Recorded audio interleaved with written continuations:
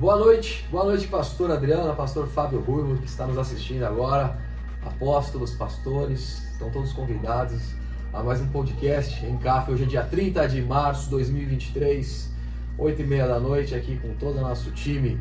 Jonathan, 15 anos de casa firme, Marcela, Ale, Camila e Marucho, Guilherme e Marucho.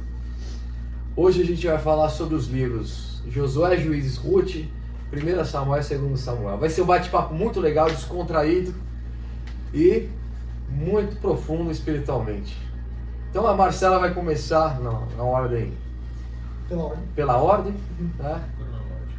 Marcela. Então Josué, ele é o livro da conquista. Josué, ele era da tribo de Efraim e ele foi escolhido por Deus para dar continuidade à promessa do Senhor, né? Então levar o povo de Israel até a terra de Canaã. Então ele assume a liderança aí após a morte de Moisés. O Josué, ele teve o nome alterado, né? Naquela época era muito comum, quando alguém fazia algum ato ou alguma ação, então Deus mudava, alterava o nome da pessoa. O nome de Josué antes ele era Oséias, que significa salvação. E após um ato, Deus, através de Moisés, mudou o nome dele para Josué, que significa Deus é salvação. Com isso quer dizer que não é mais através da força dele, nas mãos dele, mas sim através de Deus, né? Descansar em Deus, porque Deus é a nossa salvação. E Josué, ele viveu tudo, né, o que o povo de Israel passou no Egito. Então ele viu a perseguição, as pragas, ele acompanhou, né, os milagres, desde a abertura do Mar Vermelho, as conquistas. Então por isso ele foi escolhido de Deus para ser o sucessor de Moisés. Né? Ele foi o único, inclusive, que acompanhou Moisés no Monte Sinai, quando Deus mandou os 10 mandamentos. Né? Então, de milhares de pessoas ali, ele foi o único que acompanhou Moisés. Então, olha que privilégio que ele teve. Que ele foi gerado, né? Que ele foi gerado, isso. E ele foi um líder que ele acompanhou todo o processo. Então, né, desde o Egito até a entrada de Canaã, né, ele acompanhou o povo. Então, ele sabia, né, do sofrimento até a entrada, a conquista. Então, ele, né, foi o líder que realmente viveu, acompanhou todo mundo. Eu notei aqui também que ele foi comandante militar contra os amalequistas, né, na frente do povo, então isso foi super bacana. E ele relatou a travessia do Jordão pelo povo de Israel depois da morte de Moisés, até a entrada da terra, até a entrada, né, de Canaã. E aí, mais pra frente, eu separei por períodos aonde Josué viveu. Então, esse período, que foi entre 1400 a.C., que foi, vai me cortar. 1400 anos antes de Cristo, tá certo. Você falou certo. Não, é que eu achei que eu tinha falado, então de novo. Não, tá certinho, legal. Esse que é o legal do podcast, né? Tá? Espontaneidade. Então, eles entraram em Canaã por volta de 1405 a.C., né? E Josué ele faleceu com 110 anos, isso lá em torno de 1375. Então, o livro ele foi escrito no período de 24 anos, que foi esse período onde Moisés faleceu até a morte de Josué. E o interessante é que nesse período a Raabe estava viva, né? Que Raabe, para quem não lembra, foi a mulher que protegeu os espias, né, que estavam lá na terra, protegeu do rei, que seriam atacados. Então ela protegeu eles em casa e, né, foi Josué e Caleb. Então ela pôde presenciar também a entrada deles em Canaã e essa escrita aí do livro de Josué. E aí eu separei, fiz uma panorâmica do livro em 3 partes. Então Josué, ele aborda primeiro a designação de Josué por Deus, né? Que ele foi o sucessor de Moisés. Depois teve os preparativos para Israel entrar na terra. E teve a travessia do Jordão e as primeiras atividades na terra de Canaã. Depois, lá tem um versículo muito conhecido, né? Que todos nós falamos, que o Senhor fala... que é a promessa para Josué, que fala: onde você colocar a planta dos seus pés, você prosperará, né? Está lá em Josué 1:3. Então a gente vê até hoje, né, essa promessa que o Senhor deu a Josué, que na verdade ela se cumpre até o dia de hoje para as nossas vidas. Muito bom. Na segunda parte, Israel ele avança super armado em obediência a Deus e combate né, os outros povos, tem as vitórias concedidas. E aí, além da terra em Canaã, o centro, o sudeste e sul, eles também conquistam, têm o controle das terras montanhosas e Negev, né, que também é uma parte muito importante aí da história. E na terceira parte, começa a repartição das terras, né, onde é distribuído por cada tribo as terras, e Caleb também ele recebe a herança, né, da parte dos espias, aquela época, então ele também recebe a parte dele. E o livro ele termina com 2 mensagens de despedidas, né, então Josué ele se despede, e tem um tributo para o Josué e para Eleazar, né, que é o sumo sacerdote que foi filho de Arão. Então, o propósito do livro e a mensagem que ele transmite, ele mostra que Deus é fiel e que as promessas que o povo fez ao povo de Israel se cumpriu, né? Assim como as nossas também. E o povo de Israel, ele venceu o inimigo, ele tomou posse, né, da terra prometida, e assim todas as promessas que Deus fez para o povo de Israel foram concluídas. Então, o que nós podemos aplicar para o dia de hoje, né? Quando nós estamos debaixo da obediência, quando nós estamos no centro da vontade de Deus, Deus, ele é fiel e justo para cumprir as promessas que ele fez nas nossas vidas, assim como ele também fez. O lugar mais seguro que a gente pode estar é no centro da vontade de Deus, exatamente, né? Muito bom o livro de Juízes. Se fazer um parênteses, acho que a gente vai precisar... José, me perdoa, acho que a gente vai precisar acelerar um pouquinho. Foram 7 minutos e meio. Então, são 30 no máximo. tem que ter introdução. Teve introdução, tudo. Mas foi muito bom, muito bom. Um pouquinho diferente do texto 3 minutos. da Marcela, que é de José, no Juízes. No começo dele fala um pouco sobre José, né, mas dá um resumo ali do livro de José, mas é bem o oposto, né, do que Moisés fez com José, né? Então, um dos pontos que a gente consegue ver bastante no livro é que não teve esse investimento, passagem esse de bastão, né? Para transformar o legado, mas diferente da herança, né? Isso, e até pelo contexto, né? Então, Juízes... Não gerou uma nova liderança, Josué. Não. Moisés, sim, como ela comentou. Sim. E Juízes é um texto bem pesado, assim, né? Então, pegar aqui o nome, né? Juízes tem origem hebraica, né? E o pronúncio hebraica é Softim. É um livro histórico. Você tá bom na pronúncia de hebraico, né? Tem que descontração, né? Não tenho certeza se foi escrito por Samuel. Eu pesquisei algumas coisas, mas ninguém bateu o martelo falando Samuel escreveu, porque questões de datas e por aí vai. No comecinho dele, como eu falei, fala um pouquinho de Josué, e tem esse contraponto aí, sobre o comportamento ali de cada momento, de cada juiz ali, né? O povo vivia dentro de um comportamento meio que padrão, né? Então tinha pecado, tinha castigo, o povo clamava por alguém que ajudasse eles ali, libertasse eles, né? E Deus levantava alguém, né? Sim. E aí beleza, aí o pessoal tocava e meio que seguia o que estava ali. Mas é um outro ponto que a gente pode, né, trazer para nossa vida, assim, né? E é o que a gente vive hoje, né? Na nação, assim, vamos pensar assim, né? A inconstância do povo, né? E a gente busca sempre alguém, né? Pô, tem que ser o Bolsonaro, tem que ser o Lula, tem que ser... pastor. E a gente fica meio preso nessas questões de, se eu não tiver um líder, eu não vivo a vontade de Deus, eu não vivo no propósito, tudo aquilo que ele estava falando em Josué, né?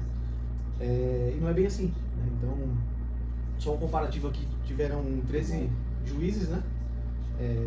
Uma mulher, e só uma mulher, eu achei interessante. Penúltimo Sansão, depois Samuel, mas acho que o comparativo do texto aqui é mais entre Josué e Juízes, né? Então tem alguns pontos aqui que por exemplo, Josué é questão de característica, né? Alegria, visão celestial, vitória, progresso, fé, liberdade. E aí Juízes tem soluço, estresse, derrota, incredulidade. Então assim, é bem o oposto mesmo, né? Você vê de Quando Josué ele era bom, o povo prosperava, né? Quando quando o juiz era bom, o povo prosperava. Quando o juiz era ruim, o povo sofria. E aí, pra fechar assim, eu acho que dentro do livro, o que a gente mais conhece e tem mais referência é Sansão, né? Sansão. Então, ele não reinou, ele foi o juiz. O líder, né? O líder. Os juízes eram também homens... Os juízes também eram homens de guerra, né? Julgou por 20 anos, né? E eu acho que para os tempos daquela época foi muito rápido, né? Uhum.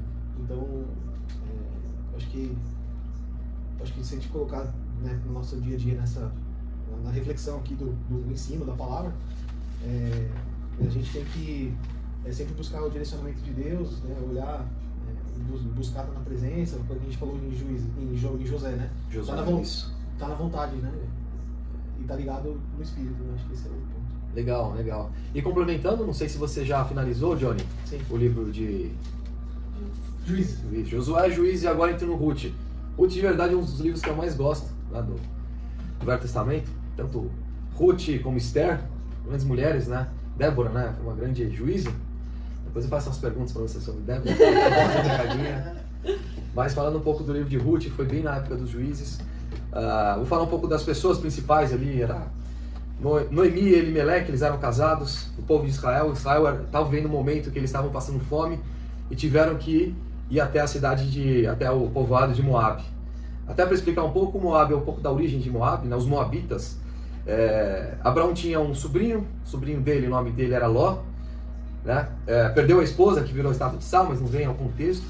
E infelizmente, por causa do incesto que ele teve com as duas filhas, surgiram dois povoados, os moabitas e os amonitas, correto? Vocês me corrigem se estiver errado, tem bastante informação, normal, né? E aí surgiu o povo moab através do incesto, um povo, né, estava fora da presença de Deus, fazendo outras coisas, enfim. E aí eles foram até esse povoado porque os caras estavam sofrendo perseguição, né? Estavam passando fome. E eles tiveram dois filhos, Noemi e Elimeleque. Eu tive que treinar umas 10 vezes para pronunciar, Elimeleque. E aí eles tiveram dois filhos, Malom e Quilom. Cada um deles casaram com moabitas. Uma se chamava Orfa, é isso. E a outra se chamava Ruth. Orfa, é isso mesmo, sempre confundo. A outra era Ruth. E o que aconteceu, Noemi? Noemi era uma guerreira. Você vê que é um livro que fala muito de redenção, de honra, obediência. Eu vou explorar aqui, é um livro bem curto, dá para você ler em meia hora. São 4 capítulos, mas de muita profundidade. Então, Noemi tem duas noras, Noemi tem duas noras, Ruth e Orfa. Noemi infelizmente perde o marido. Noemi novamente infelizmente perde os 2 filhos, fica viúva, sem marido, sem filhos. Imagine pensando nos dias de hoje, né? Quando uma pessoa perde o marido, já viu o sofrimento que é difícil, né? Suportar essa carga. Ainda mais 2 filhos, eles não tinham nem netos ainda. E ela ficou só com as 2 noras. Uma vida bem difícil. E aí a gente vai para o capítulo 2, né? Ainda no capítulo 1, né? Sabendo que Noemi, que o Senhor tinha guardado o seu povo, voltou a prosperar Israel, ela resolveu voltar para Belém, na cidade de onde que ela veio. E Noemi abençoou as 2 noras, toca a vida de vocês, tranquilo, né? Orfa foi lá e foi tocar a vida dela, e Ruth já não. Ruth, ela se ajoelhou, se dobrou diante dela. Você vê lá em Ruth, diante dela não, também ela foi muito fiel e muito leal. A lealdade dela que ressalta bastante os olhos aqui. Você vê lá em Ruth 1,16, o que chama muita atenção, a gente vê, da mesma forma que pessoas que não conhecem Jesus, elas vão lá e aceitam Jesus como seu Senhor e Salvador, ela fez algo parecido lá em Ruth 1,16, que diz, o seu povo, ela falando para Noemi, o seu povo será o meu povo, quando ela estava insistindo para continuar caminhando com a Noemi. Então o seu povo será o meu povo, e o seu Deus será o meu Deus, ou seja, ela se submetendo realmente à vontade da Noemi, sendo leal, honrando a vida dela. Isso aí é um sinal pleno de rendição, ela entregou o caminho dela para Deus, né? E aí no capítulo 2 a gente vê, estou com tempo ainda, né? Vou acelerar um pouco aqui. E aí eles estão lá em Israel, deixa eu tomar uma aguinha. Posso pro café? Então só um detalhe, né? Fala. Que eu creio que nunca foi a vontade de Deus, Noemi e Elimeleque terem saído para ir para uma terra que não era o povo de Deus buscar alimento, era para eles terem permanecido ali. E tanto que quando eles foram... Pode ser uma hipótese que está gerando, né? Ela perdeu o marido e os filhos, ou seja, Sim. não era a vontade de Deus estar ali. Se eles tivessem ficado, talvez os filhos e o marido não tinham ficado. Eles estavam E aí, fora quando da ela nossa Só para Volta. deixar claro, pessoal, isso são hipóteses polêmicas, tá? Interpretações. Quando ela retorna, Interpretações. Deus começa a alinhar o caminho. Porque ela volta Isso, pra mas é na vontade de interessante Deus, também, né? Volta pra base. é interessante ver que Deus está juntando tanto o povo que não era, o povo que era Israel, porque dali, através de Ruth, né, veio que a linhagem de Jesus. Davi, que veio Jesus, eu vou chegar lá. Então, Então ele juntou os povos, Deus transforma maldição em bênção. transforma a maldição em bênção, exatamente. E aí Ruth precisava trabalhar em Ruth 2:3, o que diz? 2:3, vamos ler. Entre aspas aqui, por acaso está escrito na nova linguagem, tradução de hoje. Ela entrou numa plantação que era de quem? De Boaz. Boaz aqui, ele simboliza o resgatador, simboliza Jesus, né? Aquele que veio resgatar. Boaz, por sinal, ele era da mesma família de Elimeleque, do ex-marido da Noemi. E olha que legal, e aí Noemi com sua sabedoria começa a investir nisso, e incentiva ela a casar com Boaz. E Boaz com toda a sua humildade também, se casa com ela, já estou indo para o final, lá em capítulo 4, ela casa com Ruth. E aí as autoridades, é interessante observar que as autoridades ali de Israel começaram a profetizar sobre as próximas gerações. Então Deus honra também as autoridades profetizar, as palavras têm poder. E aí Ruth fica grávida, dá luz a um menino que chama Obed. Obed é pai de Jessé, Jessé é pai de quem? Davi. E aí começa a vir toda a genealogia, correto? É, a linhagem. A linhagem. É incrível a história de Davi, você vê, é uma história de honra, de obediência, de redenção e de resgate. Ruth, por ela ter sido fiel, por mais que foi de outro povo, ela se rendeu ao Deus. Ela foi leal a Noemi, ela honrou a virgem de Noemi, obedeceu, e Deus viu tudo isso e honrou a vida dela. E olha que honra, através, né, do ventre dela veio Jesus. Glória a Deus por isso. Esse é um pouco do livro de Ruth. Isso aí. E agora eu vou falar um pouco do livro de 1 Samuel, né? Estamos em 20 minutos. Dá pra fazer. Dá, Ela né? faz 5 pra...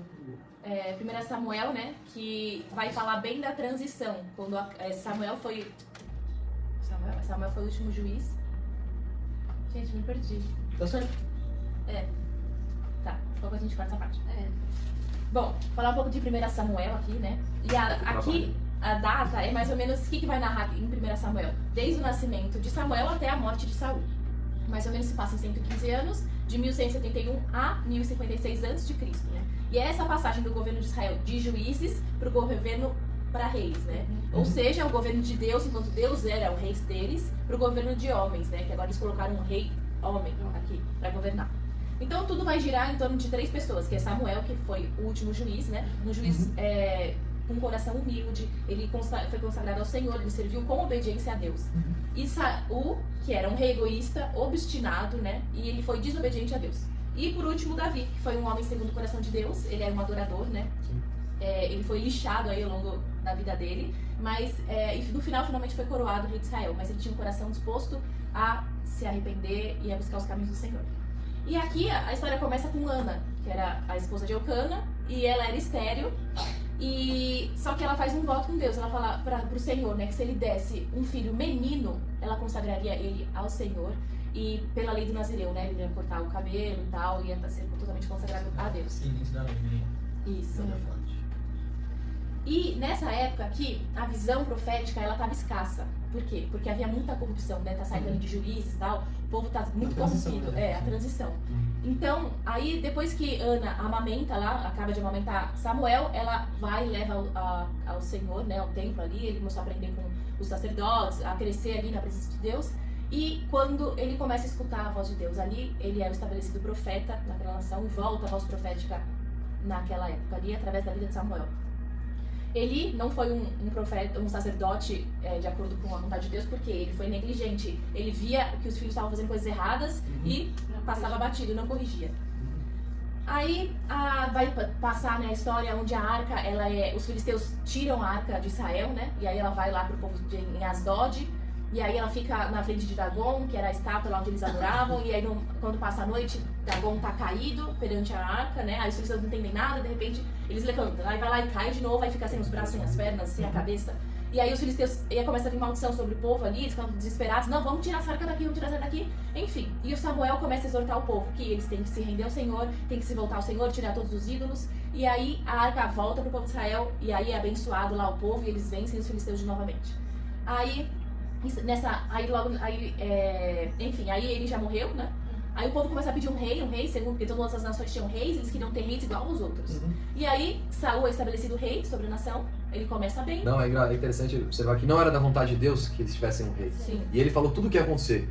E você vê o que acontece até hoje com os reis, né? Corrupção, a gente trabalha para os reis. Até hoje a gente vive a maldição do povo querer ter um rei, né? Como você comentou, né? Pessoas querem ter uma referência. E referência é Deus, né? Deus deu aquilo que o homem queria. Então, se você Samuel... quer, então vamos ver. Então sempre ore como Jesus, daqui não seja feita a minha vontade, mas a tua vontade.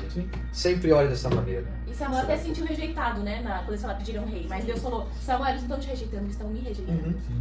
E aí Saul começa tudo bem aos Quais olhos... são as características de Saul? Saul, ele era forte, né? Aos olhos humanos, ele era o rei, tipo, tinha uma boa aparência, era forte, era um homem de guerra. Então, aos olhos humanos, era o cara que ia ser bom. Só que, o que estava no coração dele, né? Porque Deus não olha segundo os nossos olhos, mas ele olha o coração. Ele não tinha um coração temente ao Senhor. Então, quando veio a aprovação, o Senhor falou pra ele, não, aí Samuel fala pra ele, né, no sétimo, tá na guerra, e falou, no sétimo dia eu vou vir aqui. Samuel fala, eu vou vir aqui, a gente vai fazer uma oferta pro Senhor, né? Só que chega no sétimo dia e Samuel não aparece. Saul, pressionado pela circunstância, que ele fala, não, eu vou oferecer. Ele atropela, ele quer fazer o papel do sacerdote. Nesse momento, o Senhor... porque Deus já ele começou... falou, o que o povo vai falar, né? Então, e aí Deus já começou a levantar o outro. Quem que era o outro? Davi. Isso. Aí, nisso passa o reinado de Saul, né? Não, e ainda teve, após isso, teve o... qual que era o nome lá? Os amalequitas, né? Que Deus fala, vai extermina com todos os amalequitas, com tudo. Ele vai lá e guarda, poupa o rei dos amalequitas e os animais, né? Enfim.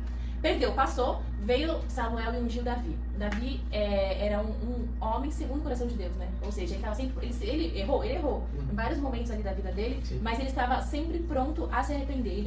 Ele ia ir buscar o Senhor e falava, Senhor, me perdoa, eu pequei contra o Senhor, enfim, um coração arrependido e contrito, né? O Senhor não desprezará. E uma coisa que eu coloquei aqui também, que fala, assim, quando Saul erra, né? Que passa o reinado e fala, tem o Senhor prazer maior nas ofertas e sacrifícios do que na obediência à sua palavra? Isso para os nossos dias de hoje, né? Às vezes a gente quer fazer, quer sacrificar e tal, mas a gente não está sendo obediente àquilo que Deus nos chamou, né? Então, Deus, ele é muito melhor para Deus a nossa obediência do que o nosso sacrifício. E se a gente trouxer para os dias de hoje, se a gente for pensar, Saul agiu muito no orgulho, tipo, mas o que as pessoas vão pensar de mim? E hoje em dia, às vezes a gente vê muito crente falando, mas eu vou fazer o que tá todo mundo fazendo, e se eu não fizer, o que vão falar de mim? Porque eu vou ser careta e tal. Então, pra gente ter um alerta, né? Que olha o que aconteceu com Saul. Então, às vezes a gente fica, mas estamos fazendo isso, estamos usando tal roupa, estamos fazendo tal coisa, o que eu não vou fazer também? Né? E ainda mais nos dias de hoje, né? Com o evangelho agora liberal. Tudo pode, não tem nada a ver, e aí acaba se perdendo no meio do caminho. Não tem nada a ver. Ou seja, né? Porque Saul rejeitou a palavra de Deus, Deus o rejeitou, né? E aí Samuel de Davi e tal, Davi mata Golias, tem toda a trama ali que acontece. Aí Davi foge, Saul tenta matar Davi tem a oportunidade de matar Saul, mas ele não mata por temor ao Senhor, né? Ele não vai tocar no ungido de Deus. E como é que finaliza a 1 Samuel? Saul morre. E aí vem 2 Samuel. Para o chão, você tem poucos minutos aí, um belo desafio. Dá pra acelerar, colocar no ponto 5 na hora de editar ou não? Dá pra editar, mas não se preocupa porque teve o tempo de gravação. Mas é pouco tempo. Mas tá bom, amor. Mas estamos em 5 também. Tem uns 5 minutos aí. Tem que ter o chato aqui, desculpa. Só pra controlar o tempo. Então, só pra gente finalizar, o meu tema e meu livro é o 2 Samuel. E como a Mi falou, termina com Saul morrendo. Só que o 1 Samuel, e começa o 2 Samuel com Davi lamentando a morte de Saul. Então ali a gente já vê o coração de Davi, que ele, por mais que seja alguém que estava perseguindo ele lamenta a morte de Saul, ele faz até um poema nos primeiros versículos, né, lamentando a morte dele. Eu separei o livro em 2 partes, né, a 2 Samuel, de 1 a 20 e de 21 a 24. De 1 a 20 fala do sucesso e das bênçãos de Davi, e de 21 a 24 da falha moral que Davi teve, né, na parte dele. Então, do versículo 2 ao 6, o sucesso e a bênção de Davi. Ali, né, lá no começo, as tribos, né, Davi, quando vira rei, as tribos pedem para que Davi unifique todas as tribos, né? Então, Davi vai até Jerusalém, estabelece a capital de Israel, né, Jerusalém como a capital de Israel. Depois ele muda o nome da capital de Israel para Sião, que significa puro de coração. Então isso demonstra uma das características de Davi, que era um homem puro de coração, um homem, né, que estava disposto a ser corrigido, um homem que estava disposto a pedir perdão nos momentos que ele deveria, né? Davi também ele faz Jerusalém a capital política daquela época. E aí ele tem um desejo no coração que é fazer Jerusalém a capital religiosa, que aí ele quer levar a arca para Jerusalém, né? Ele até tem um coração voltado para Deus e um coração disposto. Então ele quer levar a arca para virar ali, fazer o templo, né? E Deus fala que não. Fala, não é através de você que o templo vai ser feito, né? Então isso mostra também que às vezes a gente tem desejos nos nossos corações, são bons também, mas nem sempre são a vontade de Deus, né? Então isso mostra também a característica ali de Davi, querendo fazer algo para Deus, mas que ele entende também, e Deus explica para ele o motivo, né, de não fazer o templo físico. E aí a chave do versículo, do livro, é o versículo 7. Deus faz uma promessa através da linhagem real, que através dela virá o futuro rei, que constituirá o templo de Deus aqui na terra e estabelecerá um reino eterno. Então, através da linhagem de Davi, né, o próximo que construiria o templo, e através da linhagem dele, que viria o rei eterno, que seria Jesus lá na frente. Então essa é uma promessa messiânica que foi dada lá no Velho Testamento, que a gente vai se ver que vai cumprir lá no Novo Testamento, né? A segunda parte, como eu dividi em duas, é a falha moral ali de Davi, né? Davi viu Betsaba ali na sacada e tal, e acontece dele tomar ela para a mulher, né? E aí, para encobrir o pecado dele, ele ele mata Urias, né? Então aí depois vem o profeta Natan e já questiona ele, né? Davi, o que você fez? Né? Por que você fez isso? E aí a gente vê o coração de Davi, ele prontamente se arrepende daquilo que ele fez, diferente de Saul. Então a gente vê dois homens que foram escolhidos por Deus, né? Mas que tiveram falhas ali no meio, mas um que se arrepende, né? Prontamente, e o outro orgulhoso, que quer levar no próprio braço, e aí a gente vê a ruína dos dois reinados em si. Deus perdoa Davi, né, pelo pecado dele, só que o pecado há uma consequência. Consequência, exatamente. Né? Então, assim, Deus nos perdoa, mas a consequência é inevitável do pecado, não tem como. E aí a geração dele, né, sofre, né? Sim, então aí vieram os filhos deles pecaram na mesma proporção, até maior. Um filho abusa de uma outra filha dele, né? E Absalão mata o próprio irmão, né, como vingança por ele ter abusado do irmão. Então aí isso gera uma ruína, tanto no reinado de Davi, quanto na família de Davi, né? Porque Absalão lá na frente depois quer tomar o reinado do pai. Até a divisão, né? Começou a dar alívio a divisão, Reino Norte, Reino Sul, Reino de Judá, Reino de Israel. E aí só foi a pior. Uma catástrofe, né? Então a gente vê Absalão depois querendo matar o pai e tomar o reinado dele. A gente vê Davi fugindo, né, do deserto uma segunda vez ali. E o livro termina, né? No livro de 2 Samuel termina com a morte de Absalão, né? E Davi passando o fim do seu reinado de uma forma, talvez que não é a forma que Deus queria, né? Uma forma decadente, um reinado decadente. Mas, como Deus prometeu para ele no versículo 7, né? As promessas de Deus não voltam atrás. Deus cumpriu lá na frente que o rei eterno, né, viria através da linhagem real dele. Então é basicamente isso, né? O 2 Samuel é resumido em sucesso e bênção, e depois uma falha moral que levou à ruína do reinado. Mas aí, nos últimos versículos, ele faz um paralelo com 1 Samuel, né? Homens de Deus, que foram escolhidos por Deus, que tiveram unções por Deus, que tiveram seus problemas, mas a gente vê corações diferentes, né? Homens, um que se arrependeu prontamente e assumiu a responsabilidade pelo pecado e a consequência por aquilo, e um que não. Então, 2 Samuel termina Davi, dessa aos olhos forma. humanos, não era a pessoa que a gente ia escolher, né? Tipo, não tinha um perfil de um rei, de um guerreiro, mas... Ele era o improvável, né? Mas improvável. como ele mesmo muda o nome da cidade, e o mesmo, a gente começa a ver isso lá no começo, né? Um homem que quer matar ele, né, lamenta a morte de alguém, do inimigo nosso, como Deus fala, né, que a gente tem que orar pelos nossos inimigos. Ali ele lamenta a morte de quem queria. Então a gente vê o coração puro que ele tem mesmo. E até um paralelo, por Deus. exemplo, quando Saul tentou fazer o papel de sacerdote, Deus corrigiu, mas Davi, ele Sim. come o pão, que só os sacerdotes podiam Sim. comer ali, né? E Deus não pesa sobre ele nisso, né? Porque ele era rei e sacerdote, por causa do coração dele. Exatamente. Então a gente vê dois reis, né? Por mais que foram escolhidos por Deus, mas a gente vê dois corações diferentes, né? Então, como a palavra diz, Deus olha mais para o coração, né? Não para a nossa aparência em si. Muito bom. Muito bom. Excelente. Excelente. 34 minutos. Pode fechar o Pode podcast. fechar. Pode fechar o podcast. Do- Boa noite. O nome da equipe? Nome da equipe? Above 50.